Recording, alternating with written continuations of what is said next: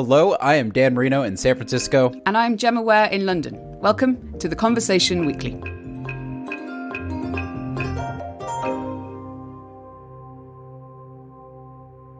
Dan, it's the Christmas season, lots of parties going on, but I'm pregnant, which is great, but it means I'm not going to be able to partake in any champagne, mulled wine, eggnog. It's a bit disappointing. Well, you're ahead of the curve, Gemma, right? Because come January 1st, everyone's like, I'm never drinking alcohol again. This is the year for health. And usually everyone's super hungover too. Except that that's when I'm going to have my alcohol, because hopefully the baby will have arrived by then and I'll be sipping a glass of champagne. But as I've been ordering non-alcoholic beers in the pub as my friends have a lovely pint, I've been thinking a lot about alcohol, and I was really struck by this story that I saw recently about what's going on in Japan. They've actually launched a campaign to encourage more young people to drink alcohol. Wait, what? The government is trying to encourage young people to drink alcohol, but this is the opposite of what governments do. They don't want young people drinking. Well, actually, they do, because they raise quite a lot of money from the sale of alcohol. And it was the National Tax Agency that were actually behind this one. They wanted to boost Japan's economy. They're inviting people to propose business ideas to promote alcohol to young people. And so far, 300 people have submitted ideas for how to do this. And the government's going through this selection round this month to choose a couple. So why aren't young people drinking all that much in Japan? Well, in Japan's case, it's linked to an aging demographic and also people's changing habits during the COVID pandemic. But actually, while Japan's reaction to this might be pretty unique, trying to get more young people to drink, it's by no means the only country where young people are drinking less. In many high-income countries around the world, particularly in Europe and North America, there's been a marked decline over the past 10 to 15 years in the amount of alcohol young people drink. I've noticed this here in San Francisco. I've met a number of young people in their 20s and 30s over the last couple of years who don't drink. And it's not like they've struggled with alcohol addiction in the past or they have health issues.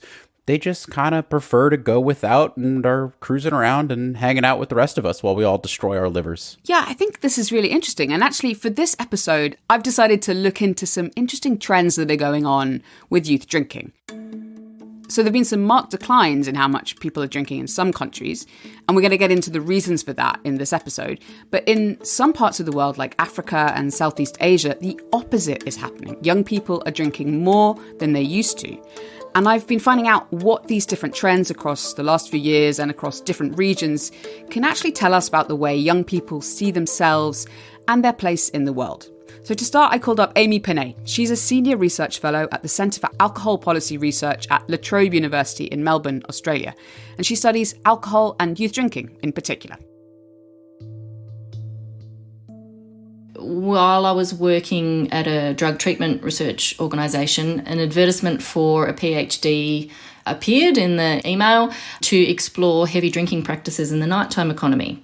So we're talking about 2003, 2004, and this resonated a lot with my current leisure practices.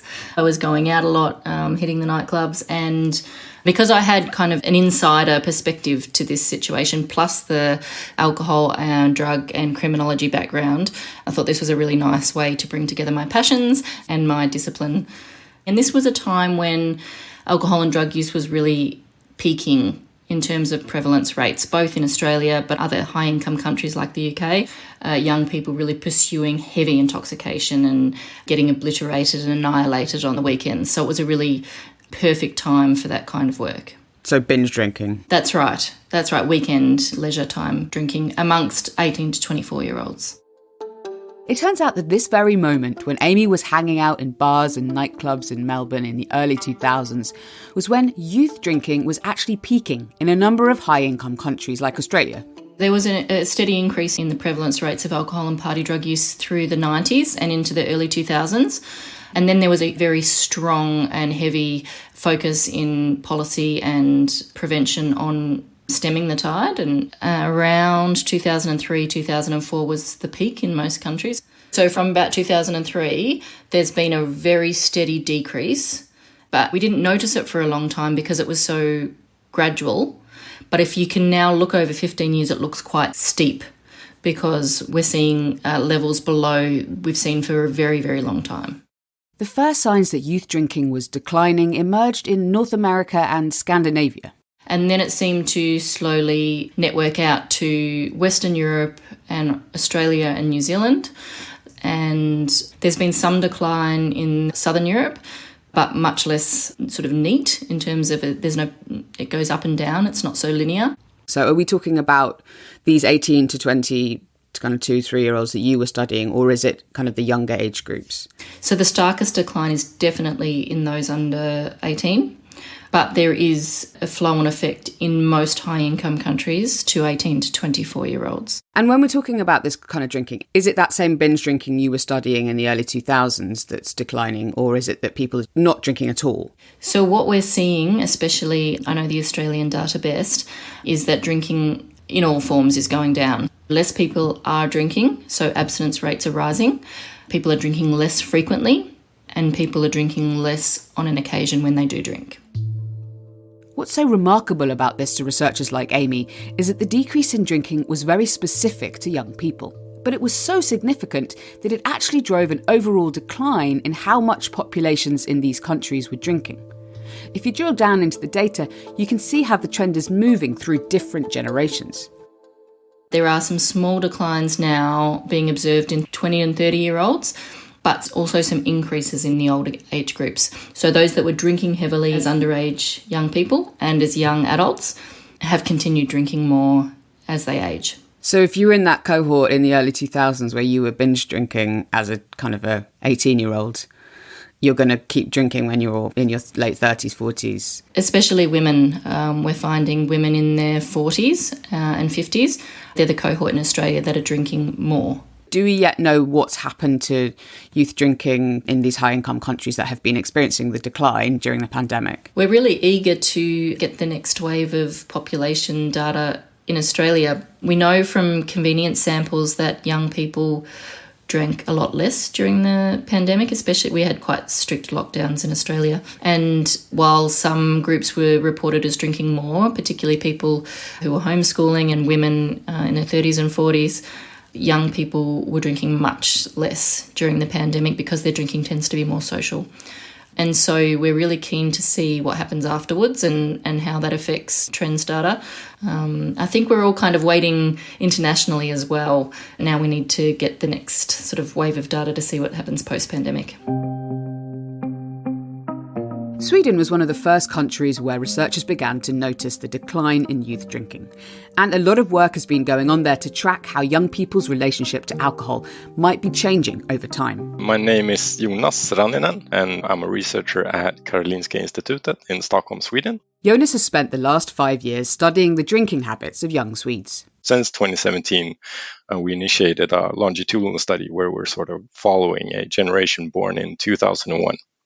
And we'll be monitoring them across as they grow older. The researchers survey these young people once a year and also sit down to interview them to find out more about their relationship to alcohol. Today's adolescents are sort of historical in that there has never been so few that drink alcohol. And also among those that still drink, the levels of consumption are also at sort of an all-time low. In previous generations, young people aged around 15 or 16 who didn't drink may have been marginalised. But today's non-drinking adolescents don't seem to have much trouble socialising and making and keeping friends. And Jonas says that not drinking is actually improving other aspects of their lives. Non-drinkers are better off on a range of other areas. I mean, with mental health, their school situation, their family situation, and stuff like that. Then we're also seeing among the drinkers that the ones that are drinking are doing that for sort of the same reasons that adolescents have always been drinking alcohol, what's called social or enhancement motives, hanging out with friends and stuff like that. But then also because it enhances good experiences. So we're not seeing any change in drinking motives, even though drinking is declining. And one of the things you found is that people are starting to drink a little bit later in Sweden. Is that right? Yeah, exactly. I would say that 17 is the new 15. And this basically then tells us that the age of onset has been pushed upwards by the decline in youth drinking. So when we sort of looked at Swedish data, we do our major school surveys in year 9 and year 11 when they're 15-year-olds or when they're 17-year-olds. And today's 17-year-olds drink in a similar manner as 15-year-olds did in 2005 in Sweden. And this sort of general upwards push we're also seeing in other countries. So this is coming through from the US or Australia as well. And sort of at similar rates of 1.5 years or 2 years, that the age of onset has been pushed upwards. Jonas is also finding that those Swedish 15-year-olds who were drinking more 5 years ago are also drinking more as they get older. We're seeing that ones who started drinking earlier, they drink twice as much, roughly, later on. But this is also what we're seeing then sort of in general population surveys, where we look at different cross sections at different time. And then we can see that sort of 18 to 24-year-olds are also drinking less than what 18 to 24-year-olds used to do. So it seems to be declining later on as well. Okay. In your data and in the data about this, is there a socioeconomic kind of factor? Like, do people whose families or they have less money, are they more or less likely to be drinking younger? Do we know that? Drinking has a socioeconomic pattern, yes. I would say that there's a higher likelihood, at least in Sweden, to drink if you're from an affluent background. Then the risk of having adverse consequences because of your drinking might be higher in lower socioeconomic groups. The trends in drinking, though, I would say are similar in all groups across time. So it's not that richer kids are drinking more and less well-off kids are drinking less. It's just everyone's drinking a bit less. Yes, I would say.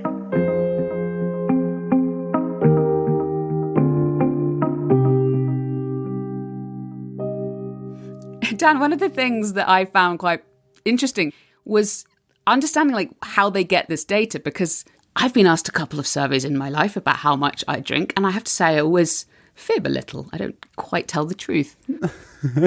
That's a good point. So how do they actually get accurate data? Because, I mean, surveys are just notoriously kind of bad. Yeah, well, researchers know that, right? They know that people will fib a little, but they also know that the amount people fib is roughly going to stay stable over time. And because of that, they can adjust their results to take that into account. Okay, so they might not know exactly how much you're drinking, but if drinking goes up, they can see that. Or if drinking goes down, they can see that. Exactly. And this quantitative type of data can help researchers spot trends in overall consumption of alcohol. But they also like to sit down with people and ask them what's going on. And this qualitative type of data can answer some questions about why young people are drinking less. Okay, so we've heard what the data shows. Young people are drinking less. But why? As Amy mentioned, the pandemic definitely had some effect, but this seems to be, as Jonas was showing, a larger trend that's not just related to individual events, but something bigger going on out in the world. There is something bigger going on, and researchers have identified 4 main reasons for what's going on in these countries. The first one is to do with changes in parenting. Parents are having less children, they're spending more time with the children that they have, they're communicating more openly, there's less authoritarian parenting and more kind of, open kind of communication parenting. But there's also more surveillance. I'll pick you up then, or where are you? Those sorts of things. So when I was young, you would say to your parent, I'm sleeping over at so-and-so's house, and that would be all until the next day. Whereas now it's text messages, there's Facebook, there's WhatsApp, there's Find My Phone, there's a whole range of things. And parents are more concerned and more aware that they can't just let their children go out underage for 24 hours and they'll arrive home safely the next day. There's generally more concern. And did some of the young people mention that to you when you asked them? Yes, absolutely. My parents won't let me go out without picking me up, so I don't want to be drunk when they pick me up. I can't get away with it. But also that leads into one of the other factors that comes up a lot, which is the technological side of things and the changes to leisure practices and the way people can socialise without actually being in the same physical space. And that comes up a lot in young people's narratives around, I spend my Saturday nights playing video games but talking to my friends while I'm doing it, or we have a giant WhatsApp or Snapchat group going for the evening because we've got exams on Monday, rather than getting together. And so in those situations, alcohol is just not as present. It's not just about kind of video games. Is it also about social media as well, or what role does that play? Yeah, so the quantitative data hasn't been able to find a link between technology use and declining alcohol consumption, which I think is really interesting But I think the point we've come to is an understanding that social media is something that everybody's using. So even though it may be important, it's not able to capture the declines, because some people have declined, some people haven't, but everybody's using social media. So the qualitative data, though, points to it as quite important in the way particularly young people navigate new romantic relationships. So alcohol has always been used to decrease inhibitions, and online communication has a similar effect in that you're one step removed from that person, so you can flirt and get to know each other without having to be slightly inebriated to get those conversations going. Amy and her colleagues are finding that another big reason for the decline in youth drinking is the way young people view alcohol and getting drunk.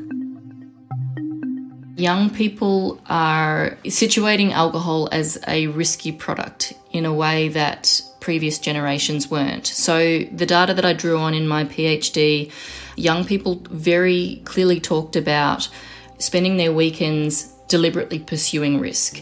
I've spent my whole week labouring, and I just need to turn all that off, pursue hedonism, get annihilated, have a great time, and that will rejuvenate me to come back on Monday and, focus on my work.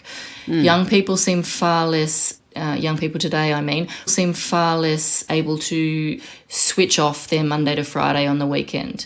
And I do think part of that is enabled by mobile technologies where you're always reachable and therefore unable to switch off your email. But also young people seem to be far more worried about work and far more insecure about their futures. So there are more people going to university, there's more competition to get into university, there's more competition for skilled labour, and everything's expensive, and unless you've got parents with money, economic precarity is the young person's norm. So therefore I can't really afford to spend my whole weekend switching off, getting drunk, having a great time, because I need to spend my weekend either making money or carving out my CV, building it to a point where I'm more employable than the next person by volunteering or being on committees or proving my worth. What about for people who aren't working, so kind of the 16, 17-year-olds who are at school? Does that also come out in the conversations you've had with them? Absolutely, yeah. So they would spend their weekend either studying, but a lot of them were working part-time and already saving, already worried about money. There seemed to be this pressure and worried about other things, broader social justice issues. Compared to previous generations, there seemed to be a lot more concern about volunteering and doing better and helping the planet or helping particular causes. I know you've written a paper where you say that young people don't have time for time out. This is the trend you're identifying here, is it? That's right. So yes, a really excellent paper by one of my PhD students where young people talked about using their free time as either being productive, that is adding to the CV, or free time as being opportunistic, like I'm going to fit my socialising in between walking from one class to another or between work and volunteering, and that is via online communication. Or free time is restorative. I'm so burnt out by all of the extracurriculars I'm doing and all of my work that I'm going to spend the day watching Netflix instead of getting drunk because that's what my body needs. What have the young people you've been talking to actually been saying about this issue of their worries about the future? So one of our participants, Frankie, she's 19, she said, if you are drinking, well, then that's going to impact your career and that's going to lead to mental health problems. And so therefore, I don't want to throw away my future for a couple of years of drinking. That point about mental health seems really crucial here because we've talked about parenting, about technology, about changes to young people's leisure time. But how much of a factor is health, including mental health? Yeah, so the health is a really big one. And what we're finding is that objectively, young people don't seem to be healthier in terms of nutrition, diet, obesity. Those seem to be fairly stable. But young people talk about fitness and well-being and mental health a lot. Young people have always been aware of the shorter-term health problems from drinking, whether that be embarrassment, shame, regret, injury, those sorts of things that happens on a big night out, driving and those sorts of, one night out can ruin your life. That's always been there. But I'm worried about addiction or long-term mental health problems, cancer, liver cirrhosis, those sorts of things, brain development, Those sorts of things are coming out really strongly. But also things around calories and fitness and well-being is coming out as well. So health is couched as both things I want to avoid happening, but also things that I'm pursuing, like my fitness and my well-being. And that comes from sort of, I think, a lot from online, wellness kind of movements. And what are some of the young people actually saying to you about health as an issue that they're worried about? So Mark said, I don't want to get to a point where it's like I drank so much in my 20s that I've now got lifelong health problems. And how old was Mark? Mark was 20. And I think these are really things that we don't remember seeing in the literature from 20 years ago. It was more about let's be in the moment. Let's pursue happiness and well-being in the moment, whereas young people now are worried about their health in 30 or 40 years, which I think is just another concern, something else in the back of their mind that they're worried about. Over the past few decades, government policy towards alcohol consumption hasn't remained static. But Amy says those changes can't fully explain the changes to youth drinking. I think what we can sort of safely say with regards to policy is there have been changes in different countries and different states, but this trend is global and it's consistent, and so we can't account it to one policy. What we can say about policy is that when it was peaking drinking for young people in the early 2000s, there was more media attention, there was more politicians talking about alcohol as a problem amongst young people, and that can have flow-on effects to the media and how much they report, to parents and how much they think about it. And there has been an increase in scientific evidence and the dissemination of that evidence. So it's really hard to evaluate statistically whether that's had an effect on the community generally. But we couldn't rule out kind of increased attention and focus on alcohol as a factor. So of all these kind of interviews you've been doing and looking at this data, what's really surprised you? I think the thing that surprises me most, as someone who has interviewed young people who think alcohol and party drug use is really important to their social identity and their leisure time, is how much that is the opposite now in terms of the way alcohol is almost demonised. It's uncool. It's something my parents did. It's something me and my friends have no time for. In fact, we laugh at the people doing it, like, why are you ruining your life? There's a lot of talk about addiction. So it's really, alcohol has become for young people, in my talkings with them, as something that's gone from, extremely valorised and reward and pursued to something that's really avoided and pathologised. So it's kind of an inverse of the pressure that young people were facing in the early 2000s, where, if you didn't go out binge drinking, you were seen as kind of the odd one out, whereas now it's almost the opposite. Especially with underage young people, that is definitely what I'm finding. One of Amy's main conclusions is that the decline in youth drinking that she's been observing is a symptom of a wider trend. I think young people's trajectories into adulthood have changed substantially, and alcohol and drug use are just a side part of that. So they're less risky in general. Their health doesn't seem to be improving objectively, but they seem to be taking less risks. So they're having sex later, they're driving later, they're working later, they're using less drugs, there's less truancy, there's less crime. So I think we've decided there's not one explanation, but it's a really complex intersectional effect that is changing the way young people kind of move into adulthood.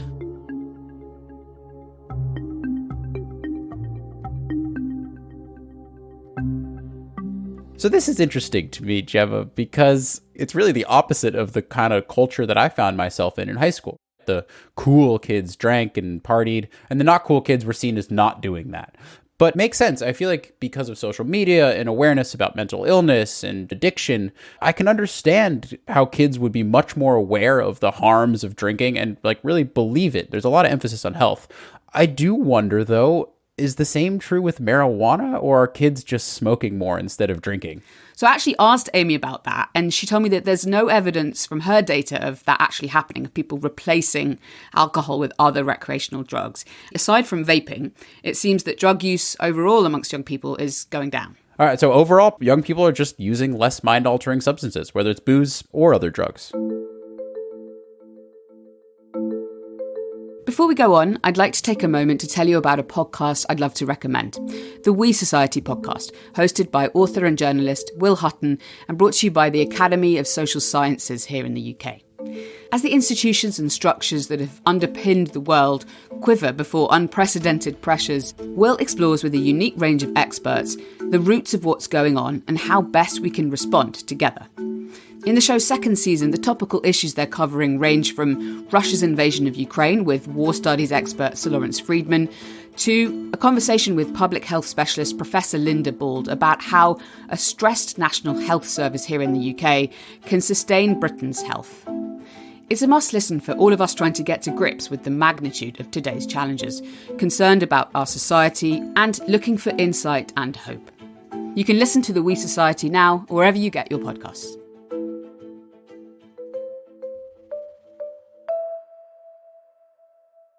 Gemma, you mentioned earlier that this decline in youth drinking is not happening all over the world. In fact, there are some places where young people are drinking a lot more than they used to. So if we're starting to understand what's causing these trends, what's going on in these other places and where are they? Yeah, it's really important part of the story because while there is a conversation going on amongst researchers about this decline that's happening in high-income countries, in developing countries across Africa and Asia, the opposite is actually happening. And I called up somebody from Nigeria to find out a bit more. I grew up with that sense of seeing alcohol as something that only adult men should do. This is Emeka Dumbili. He's a lecturer at Nnamdi Azikiwe University in southeastern Nigeria, and he's also just finished a fellowship in Germany. I grew up in a village called Ibulokiti in Delta State in the southern part of Nigeria, the Niger Delta. And in that community, there's this rite of passage. Every young boy is expected to learn how to tap palm wine. Palm wine is sap from palm tree.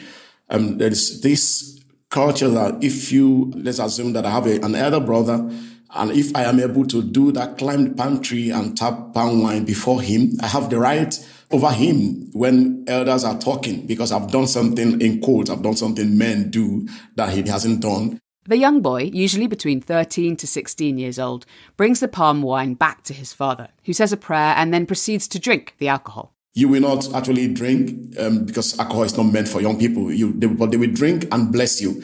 And it's like they've given you go ahead and prosper in life. So every young boy was looking forward to doing that. Did you do that? Did you climb the tree? Yes, actually, I climbed the palm tree, but I didn't tap palm wine because there are actually two things you can do. Either you cut the palm fruit. It's also a rite of passage. So you can do the two or you do one of them. I didn't tap palm wine, but I did the other ones. So did you ever drink palm wine? Of course, growing up, I did. You can't grow up in my village actually without drinking palm wine. Emeka told me about one time when he was about 15 or 16, when he came home one afternoon from secondary school. This was during the Harmattan, the dry season in Nigeria, where palm wine becomes sweeter. My uncle kept a keg of palm wine. I went there and I didn't tell anybody. I hid and drank because it was very sweet. So I kept drinking and drinking. So I got drunk and I slept till maybe 12 a.m. or 1 a.m. in the morning. And when I woke up, I was very hungry, but I couldn't ask for food because I know what I did. It was wrong. So if I asked for food, I would be punished. So I didn't ask for food and I slept again till the following morning. So I became very much ashamed of myself and I didn't discuss it. Funnily enough, they knew what I did, but they didn't ask me. That was actually one of the things that made me to begin to dread alcohol. Oh, that this is very dangerous. It's not something that young people should actually do. When Emeka moved to the city to study at university, he found that young people were expected to drink. So it was a strange thing to me. It was this shock from what I experienced, where alcohol was dreaded by young people and what I'm seeing now. Since then, Emeka has focused his research on youth drinking in Nigeria. But as he looks on at researchers trying to understand why young people in Europe, North America and Australia are drinking less, he's actually finding the opposite is happening in Nigeria.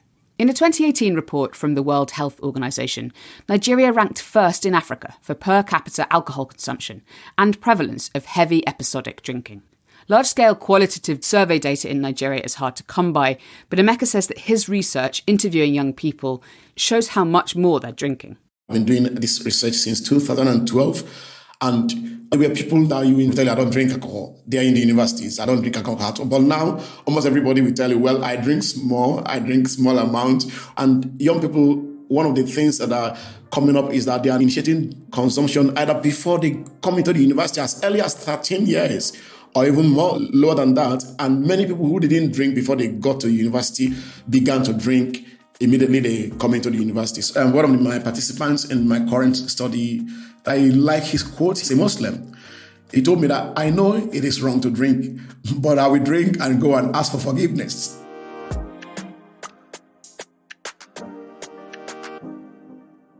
Emeka has also been interviewing young people in their late teens and early 20s who aren't students at university, such as apprentices, plumbers, nurses. He's finding out that they're also drinking more than they used to. So why are countries like Nigeria bucking the trend of declining youth drinking being seen elsewhere in the world? Emeka pointed to the techniques being used by alcohol companies, combined with a lack of regulation governing the sale of alcohol. There is a nominal drinking age of 18 in Nigeria, but the alcohol industry is largely self-regulated. The country has none of the restrictions on selling or marketing alcohol, such as standard drink measurements, that are found in other parts of the world. And at the same time, the alcohol companies are putting a lot of effort into specific strategies to target their products at young people. We explored one recently, one we called strategies of using young women to promote beer. What they do is that they recruit young, in quotes, beautiful women, and the alcohol companies post them to different alcohol outlets. Alcohol companies are responsible for recruitment and training, and during the training, they tell them that you should expect all kinds of abuses. So this strategy, evidence shows that it makes alcohol more available, more accessible, and more affordable because they do promotions. And if you buy 3, you get 1 free. So it makes so people can drink more through that process. Another strategy, which Emeka says he's only seen in Nigeria so far, involves trucks acting as mobile marketing hubs. What they do is that they recruit young people, not just women now, young people. So they go on streets with DJs playing music using truck, with the products also arranged with the brand, different kinds of T-shirts, and young people will be walking along the sides of the truck promoting beer. It's normally done when a new product is introduced in the market. So there's a point they get to, then they will ask people to volunteer to do drinking games. And if you are able to drink fast, you win maybe 1 crate. People clap for you, and the journey continues to another part of the city. Strategies like these are paying off for alcohol companies, and many see Africa as a key area for future growth. Those strategies they developed in low-resource settings and making people to drink more, they may decide to export it to high-income countries where the emphasis is now laid on declines in young people's drinking. Emeka says that alongside the marketing push by alcohol companies, there are other cultural and societal factors that are behind the rise in youth drinking. The young people he's talking to are saying that they're feeling more pressure to drink. Non-drinkers are seen as not fashionable currently, so if you want to conform, you have to drink alcohol. Another factor is the way drinking is portrayed on screen, both in Nigeria's homegrown film industry called Nollywood, as well as by America's Hollywood. Nollywood often portrays drinking, intoxication in negative light, trying to teach you that, for example, you see someone who goes to a club or whatever, drinks, he comes back and beats his wife or becomes aggressive. So when you see it, what it means that you are likely to say, drinking is making people to act aggressively. But the opposite is the case in Hollywood films. American high school movies actually influencing them. In one research I did in eastern part of Nigeria, some participants were asking me if young people drink in these high school movies and why should they be constrained to drinking alcohol? Are they not young people? Are these ones not their counterparts? So what they're seeing in movies is aspirational drinking being translated to real life. Okay, so America, as usual, exporting its culture to other places, and maybe not for the better. But regardless, we've got this situation where across Africa and Asia, young people are drinking more. And in high-income countries like Europe and North America and Australia, young people are drinking less.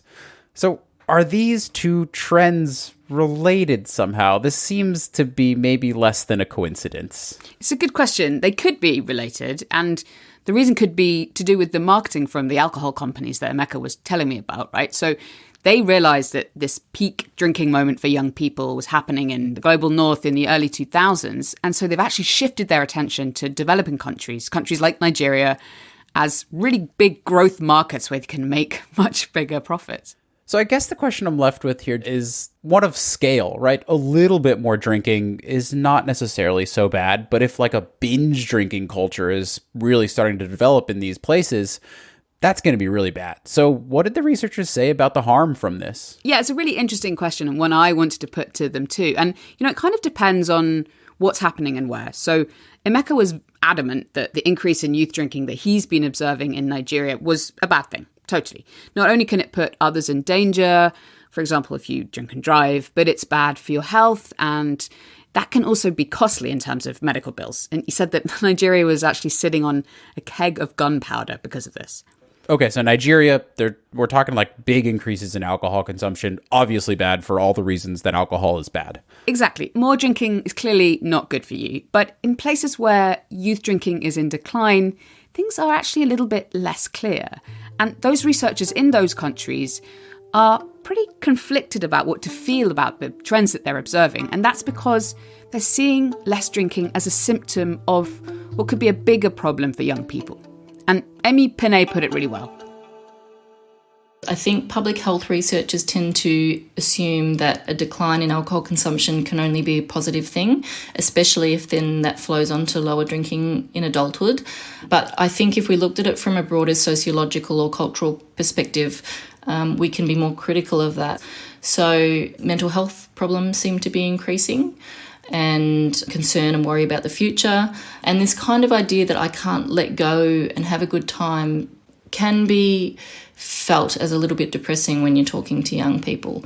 I do feel sorry for them a little bit in that respect. I don't want to assume that alcohol's an answer or a solution to that, but I think the factors broader than alcohol that are shaping their attitudes to leisure time seems to be a bit concerning. Okay, that's it for this episode. Thank you to our colleagues Liam Peterson in Australia, who worked with Amy Pennay on an article about her research. We'll put a link to that in the show notes. I'd also like to thank Laura Fenton at the University of Sheffield in the UK and Tim Stockwell at the University of Victoria in Canada, who we also spoke to for this episode. You can find us on Twitter at TC_audio, on Instagram at theconversation.com, or email us podcast@theconversation.com. And if you like what we do, please do support our podcast and The Conversation more broadly. Just go to donate.theconversation.com. This episode of The Conversation Weekly was produced by Mend Mariwany and Katie Flood, and written by me. Sound design was by Eloise Stevens, and our theme music is by Neeta Sarl. Stephen Kahn is our global executive editor, Alice Mason runs our social media, and Soraya Nnamdi does our transcripts. I'm Gemma Ware, the show's executive producer. And I am Dan Marino. Thank you so much for listening.